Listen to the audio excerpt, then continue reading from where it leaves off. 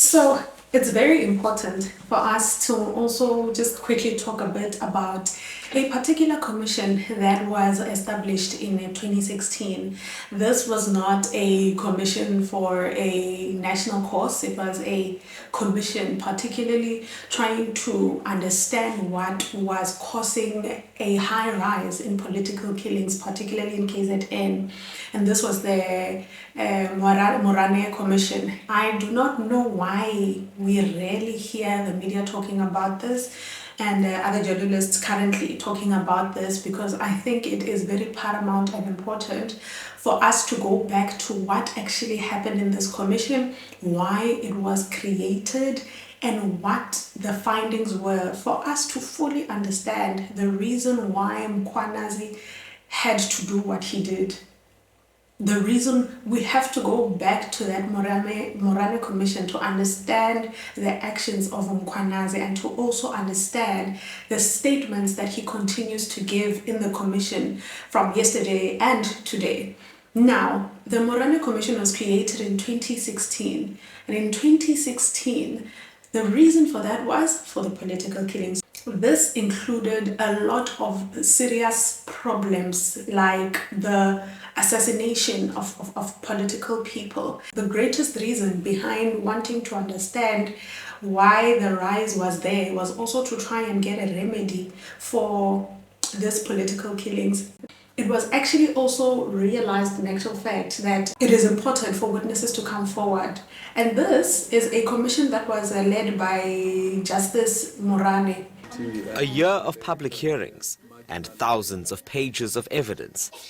The Moerane Commission of Inquiry, probing political killings in KwaZulu-Natal since 2011, has had its work cut out. Now, after an extension and in its final session, the Commission's hearing evidence leaders' closing arguments. Our task was not to investigate who killed who. So the public should not expect that in our report. Several witnesses have previously pointed fingers at the ANC, saying infighting was largely to blame for the high number of its members killed. But the governing party puts the blame squarely on a third force. There is no evidence to back it up. In fact, they themselves said there could be a third force. They were not saying, yes, definitely there is. There could be a third force, and the entry point is KZN. Our submission is simple, based on all the evidence. Because even themselves, they couldn't explain who is the handler of the third force if there is. Manyati says, in their view, infighting was one of the underlying causes of the province's political violence. In their recommendations to the Commission, evidence leaders took into account witness testimonies. There needs to be political education and governance education for councillors, as there seems to not be a clear indication or appreciation by the councillors of their immediate roles and responsibilities in the community. He was very paramount in actually taking through this commission to try and figure out what is causing this and what could be recommended for future use. And it is important for you to grasp the word recommend, because in this particular Madlanga Commission, we will have to get to a point of receiving recommendations from the commissioners.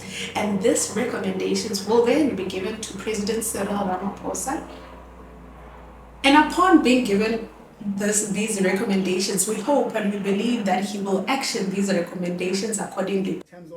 A final report with findings and recommendations will be submitted to Premier Mkhwanazi next month. Desantathia, Durban. But the reason why I'm mentioning that is this particular commission also had recommendations given, and this was in 2018. It went from 2016 to 2018. Now, the recommendations that were given, one of those recommendations from this Moerane Commission was to to get a particular task team that would fully focus on the political killings. Another thing was the findings of this commission. There were quite a number of findings, but the most important finding of this commission was the fact that these killings were caused particularly because of intra-violence within the parties. So it was intra-party violence. And this intra-party violence was actually within the ANC. Although this was before we had MK and, so the ANC was quite bigger and, they were fighting for this pie a lot, and I guess. But it still does not matter. It still carries weight because the reason for that was because of inter-party issues. Several witnesses have previously pointed fingers at the ANC, saying infighting was largely to blame for the high number of its members killed. But the governing party puts the blame squarely on a third force. There were internal battles that were being fought within the party and its members. Apart from that, we know where there's money, there's a problem. So another reason, when the findings came from this commission, the Moerane Commission, they found that the state contracts were another problem, and these were the reasons why we had people that had been assassinated or that continued to be assassinated because of their political links in the KZN area. But now, one of the recommendations was to say, let's focus on this thing because it is a challenge. And the reason why it is a challenge, just as Mkhwanazi mentioned, is there are elections time and time again. There are elections, and definitely elections are going to create issues. Now we're going into 2026, and unfortunately we are going to have an election, and people are going to be, contesting to get these particular seats. In actual fact, for your information, one of the other findings of the Moerane Commission was that these inter-party violence issues are not just a word to use. It was described as a very tactical relationship fragility when it comes to someone who is a mayor and campaigns and they receive the votes to become the mayor, but internally someone says, no, you are not going to be the mayor. They choose someone else. Now you choose someone else, so the people have voted for this person, but the internal people would rather have the other person come in. Now you have friction because someone is saying, I deserve to be the mayor, and someone is saying, no, but I am qualified enough to be the mayor. You then have to weigh the fact that campaigning is expensive as well. Apart from it being expensive, it's energy. You are taking a lot of energy and time. I mean, if someone would be chosen, then there would not be a reason for campaigning. That on its own then creates a lot of friction and creates a huge amount of anger within the party.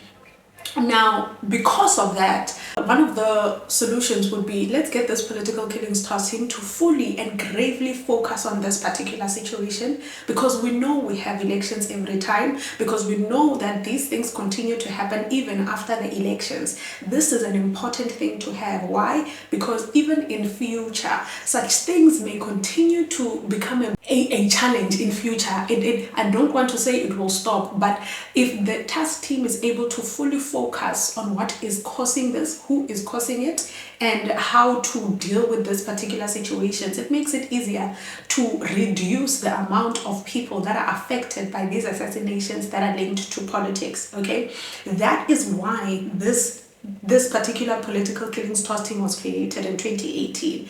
So now when a Senzo Mchunu comes back and says, no, we do not need this particular political killings task team, it becomes a bit of a challenge when it comes to us understanding the why. And that is why he is needed very urgently to come in and explain to us why he felt the need to disband this particular one. He did give 3 reasons in the March 5th portfolio committee. He did.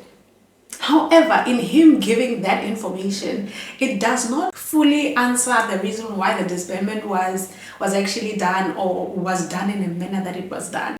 All I'm trying to make you understand today, so I don't take long, is there's a reason why a political killings task team is created. The Commission focused on the training and recruitment processes at the South African Police Services. Questions were raised about the experience of those assigned to investigate sensitive cases. Previously, the Commission had that those probing political killings were junior and lacked proper training, resulting in bungled cases and suspects set free. But SAPS denied these allegations.